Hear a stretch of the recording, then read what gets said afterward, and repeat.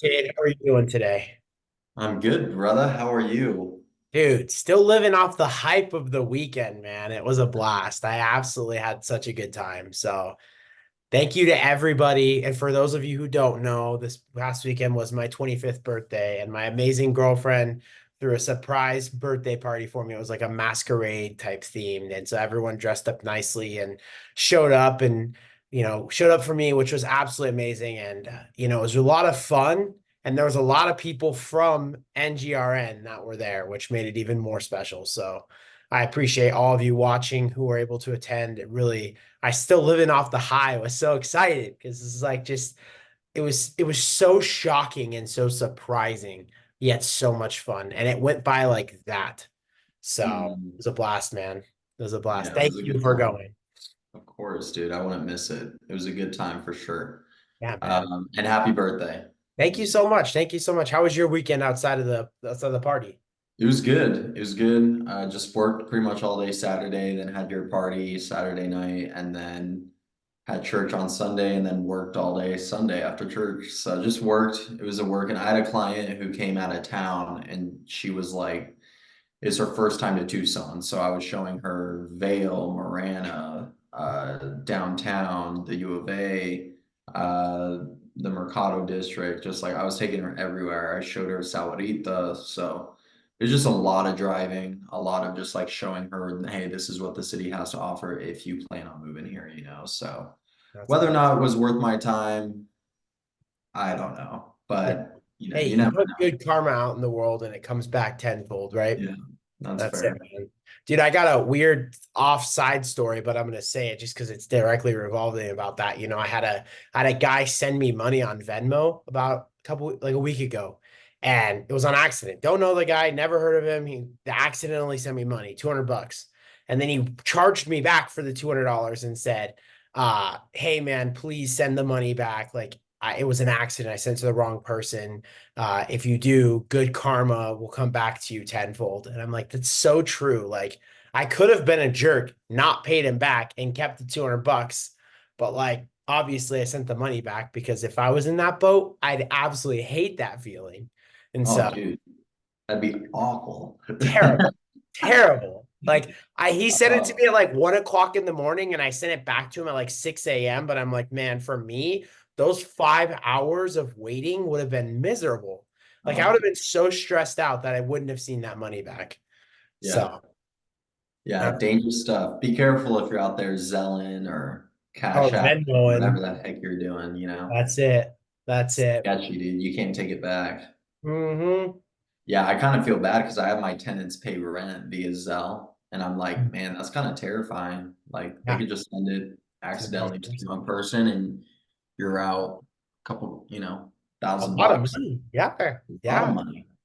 Freaking Especially awful. because you still owe that to you too. Like you as the landlord Yeah. still deserve it. So it's like if you make that mistake, it's not on me, it's on you. So, but yeah, man, things are good. And I'm really excited for this next NGRN. The next one's going to be on the 16th. So, not the last Friday of the month this month, but the Friday beforehand.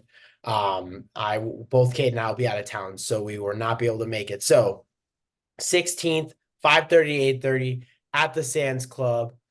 Grant Kruger, who's the owner of Union, Reforma, the Maverick, a bunch of local chain restaurant, not local chains. I guess they're just local restaurants here in town. But they have a really big impact on our community and they're very big in the community. So super excited to hear his story, super excited to hear how he started. But I mean, honestly, man, do you want to get started on our weekly updates? Yeah, let's do it. You want me to start out? Yeah, go for it. Perfect. So, being that we're now in February, I'm going to go look at the real estate market for Tucson last month, January 2024. What Drew, I was telling you before we started recording is that at least locally here in Sahuarita, we've seen quite a bit of a slowdown as far as days on market, which is expected, coming into and out of quarter 4 and into the winter, really. You just see quite a bit of a slowdown. So January picked up a little bit compared to like December and November, but overall, just as like the natural, sensation of the market. It just feels a little bit like a slowdown. So with that in mind, January came into an absorption rate of like 3.02. And our days on market in Tucson came in at 48. So, back in like if we go back into like April of 2023, or excuse me, like September of 2023, we were at 38 and now we're at 48. So compared to the summer, you could see like middle of summer in September, is half of the days on market that we're experiencing now. Right. So and that's kind of how it feels, to be honest with you. So you just see that much of a slowdown compared to summer versus winter. So again, I say it pretty much every call, but it's going to be interesting to see what this summer holds because if this summer we stay in that long days on market and that type of absorption rate as we start nearing like a 4-month absorption rate, chances are we're going to be heading into a real slowdown for the real estate market. I don't think that's going to be the case. I think we'll start to see those numbers come back down similar to that of, September of last year because the summer just starts really picking up. But we have seen, as far as listing prices go, we're still holding at around 389 for the average listing price in Tucson. Okay. And the number of listings have stayed about it's pretty stagnant at about 3,500. So overall, it's just kind of staying steady. Again, it slowed down a little bit, but when I look at the long-term data year over year, it's easily suggesting that that's just a seasonal, adjustment and slowdown. So that's pretty much it. I love that. I have a question actually for you about that. Totally opinion, and I know you don't know the answer to this, so just speaking on your expertise, but we've seen, as you said, units on available. So the supply and demand component has still stayed relatively the same in terms of supply. However, days on market going up is signifying that demand is lowering.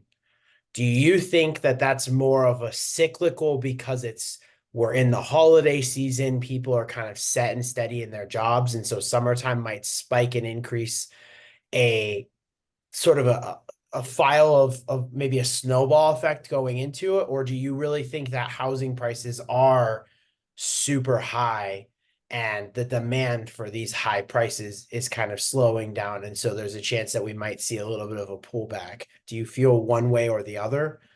Yeah, I would say that we're seeing more listings come to market. Okay. So it's not necessarily that prices are too high, even though, if you go into any neighborhood and you do like a micro search of just that neighborhood, you'll probably see prices coming down over the past month. But as an example, like for Tucson in December of 23, there were 700 new listings. And by January of 24, we were at 1,100. Right? So we ended January 2024 at 1,166 new listings, and we ended December at 700. So that's almost, what is that, 450 homes within a month that came on the market. That's pretty crazy. I Yeah. mean, I'm looking at this chart, it's like spiking up. So I think the fact of the matter is we're seeing a lot more sellers come to the market, and that's giving buyers more options. So they don't have to just make a decision within a week because there's nothing out there, right? They can take their time, they can look at 50 freaking homes, right? And then make their decision. So ultimately, I think and again, I'm feeling that because I'm seeing it in my local market. So it's going to be the same around me. And it's just that we're seeing a lot more new listings coming to the market. And so buyers have more options in that case. And that's why we're seeing that increase on days on market. I don't think it's necessarily a price issue. Gotcha. Cool. Cool. Good to know. Good to Yeah. know. How about you, brother? Yeah, so I am going to start going back to reporting now again my metrics. I gave them a month. I wanted to give a month because as I've sort of alluded to in prior videos, it's just the market's so weird. It's so weird and like where we are versus where I think we should be are two separate, right? But giving a for a sense to just let last year happen, the 25% increase that we saw in the S&P, we just forget about and focusing on just 2024 now.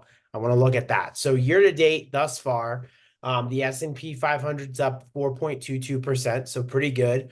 And Nice. last week we were up 0.3%. The Russell 2000 this year is down about 3.2%. And down actually last week 3.02. So the Russell 2000 had a really rough week last week. And then the Dow was up last week about 0.21% and up about 1.75% year to date. So what this is signifying to me is the same thing, right? Like we are being really, really weighted down by big companies that are continuing to have good earnings. Now, last week was earnings season. I mean, a lot of the big, so of the Magnificent Seven, four of the Magnificent Seven reported earnings last week, and they all reported positive earnings. I can tell didn't actually go through and calculate which ones reported what, but they all reported positive because if not, these numbers would be dramatically different.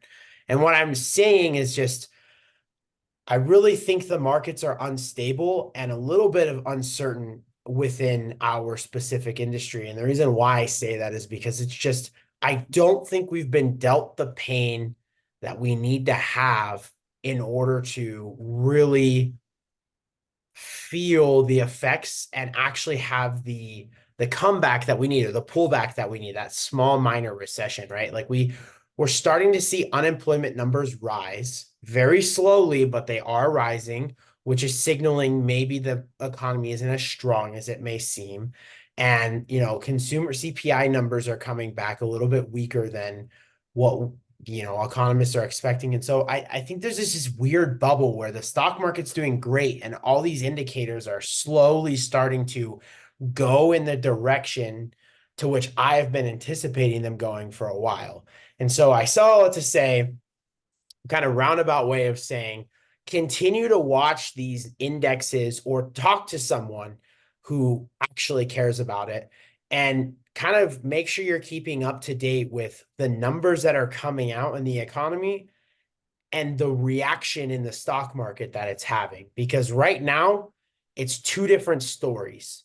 I feel as if we're watching a horror movie that's cracking jokes the entire time, right? The horror movie being the economy, but the jokes being the stock market. Like I feel like there's two different separate storylines that we're Yeah, on. They're not parallel at all. great. And so I think it's just something really to keep your eyes on and just watch because I don't want people to overextend themselves in the S&P or in the market and lose a lot of money if there is somewhat of a pullback, like I kind of anticipate there being.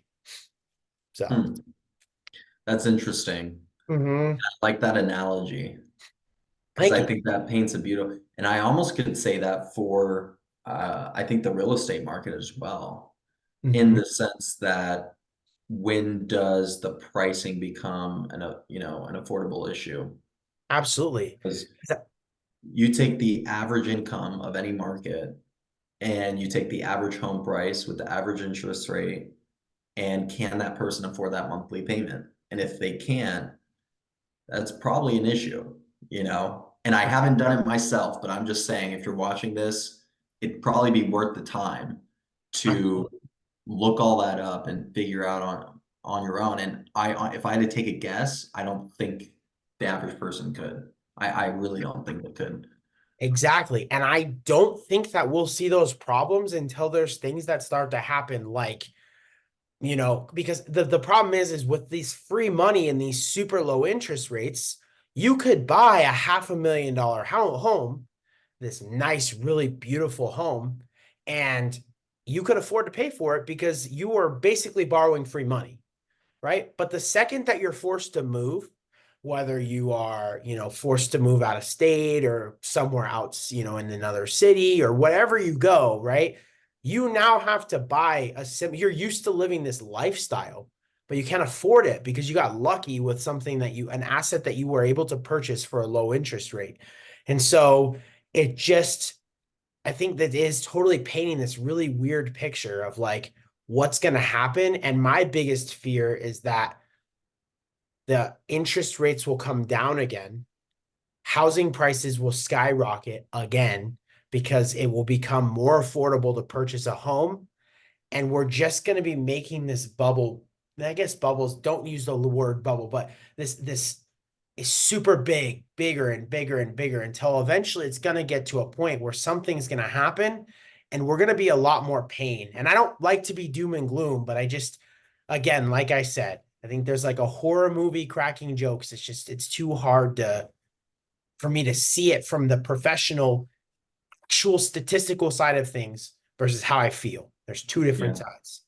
And So, I think the election will be the horrifying ending to the movie. You know, mhm, the election at the end of this year. I absolutely. think, and I think a lot of people are waiting for that, right? And Mhm. and I thought I heard a stat. Maybe it's wrong. Maybe I'm making this up. But I think isn't election years some of the worst years statistically for like stock market and real estate values and stuff like that? I could just be making that up, but I thought I heard something like that before.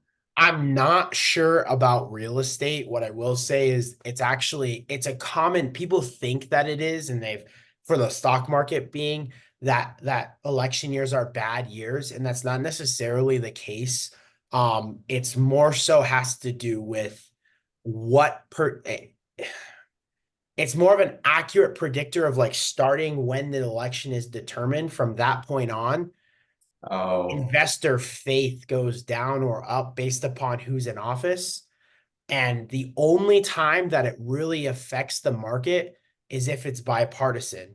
And that's where you see a really big increase because that's when most economic growth happens is when there's a bipartisan. So meaning there's a Democrat in the presidential space, and then there's the Republicans are running the House or vice versa.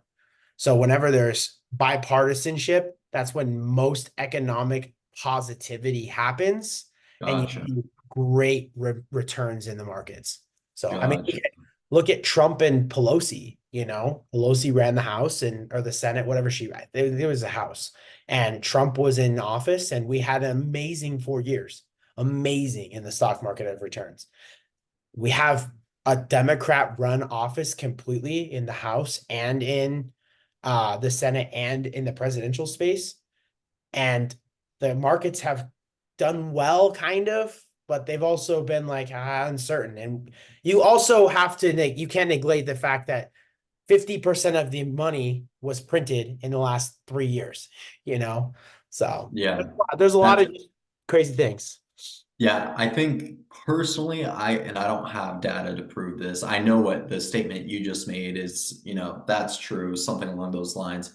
But ultimately, I think because I think people look at inflation wrong. Inflation is simply this increase in money supply. That's the definition of inflation. It doesn't mean stuff gets more expensive. And people will always say that. They're like, oh my gosh, my Coke at McDonald's is 3.50 and it used, you know what I mean? And they're like, oh, darn inflation. Yeah, but that's not inflate. It's a byproduct of inflation, but inflation itself is actually just the increase in money supply. And so when you have this increase in money supply, home prices, right? These gains in stock values, all this crap almost just seems artificial, right? Because it can be if all I do is just freaking print money. If Mhm. all I'm doing is just printing money and inflating the money supply, increasing it, everything naturally has to go up because it's a Absolutely. byproduct of each other. So what is the actual gain, right? Like what's the actual return on my investments, right? Other than inflation being a variable, in those gains. Does that make sense? Absolutely. I So can, I don't know. And that's where I get lost because then I'm looking at like real estate values, right? And it's like, yeah, these are the prices, but was it really due to demand, right? yeah. Because in 2020, 2021, heck yeah, it was due to demand because we had so many buyers, we had cheap interest rates, but ultimately now, like it hasn't really slowed. I mean, it is slowing down, but like prices aren't going down. So you're like, well, is this just the new age of what homes cost because of inflation? Like I personally think it's because of inflation that we had an increase in money supply. And so because of that, as a byproduct, everything else has to increase in value Hmm. in a dollar value, right? Absolutely. And that is So why we always say on this channel, having assets is the most important thing because inflation sucks for the poor, but inflation is great for the rich because it provides exponential growth on your money if you have the assets to improve it. That's why inflation is good for the stock market. That's how the stock market, like you said, goes up. That's why home prices go up because things just cost more because there's more money. But again, that's why you need to purchase as many assets as you possibly can, get them in your belt, get them under in your name, because the more assets you have, the more leverageability you have, and the more access to capital and the more appreciation you have, which is all part of becoming more and more successful and wealthy over time. So, which you can do at NGRN, absolutely. which is our group. If you guys watch these videos or you're new to watching this video, Drew and I invite you to NGRN. It's our next gen referral network here in Tucson, Arizona. We meet every single month at the U of A Sands Club. And again, this month's meetup is February 16th, 5:30 to 8:30 at the U of A Sands Club. Drew, why don't you finish us off with your beautiful quote, my brother? Absolutely. Absolutely. So, the quote of the day is, let me just pull it up real quick.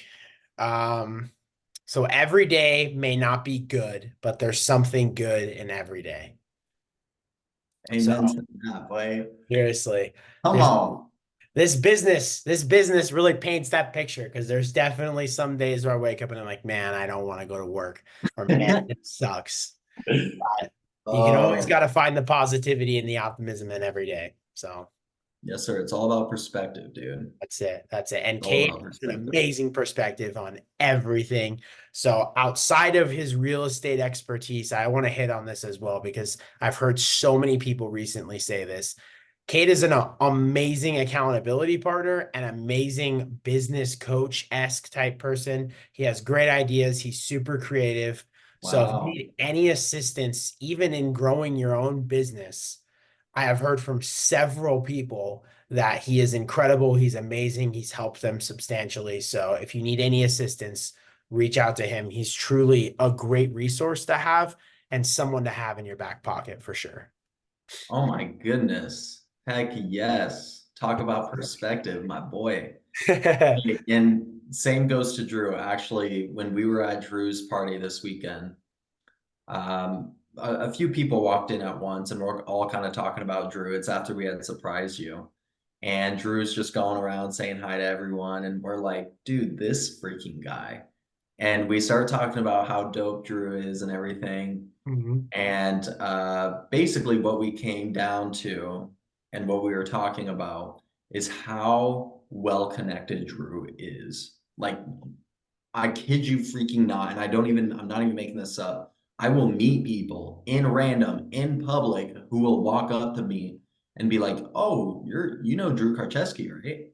And or like I'm just talking to them and somehow his name comes across. So if you guys want to get plugged in, Drew's done all the networking for you. Just get connected with Drew and he will put you in touch with anyone that you need. But truly, those are some of the best people to know, right? Because it can quickly get you what you need. It can help you in your journey. It can help you in your career. And again, there's no better place to meet Drew and get his info than at our meetup. Absolutely. And there's no better place to meet my network and Cade's network because we invite everybody that we meet to there. Yeah. So that's how we get these speakers. We just meet them at random things and we ask them to come speak and they do it. And we also, like I said, invite all our network. So definitely come out. It's worth it. It's worth your time. And if your first time out, I'll buy you a drink. If you tell me There that you you're go. first time out and you come talk to me, I'll buy you a drink. Heck yeah. Maybe that's how we'll get new people. They'll That's just, it. it's a confirmed drink if it's your first time. That's it. That's it. That's it. It's your welcome drink. I love it. Heck yeah. Awesome, Drew. Well, thank you so much, brother. Thank you, sir. If we don't, talk this week, we'll definitely be talking next week on our next episode. There we go. All right, brother. We'll talk here. We'll see you soon. Bye.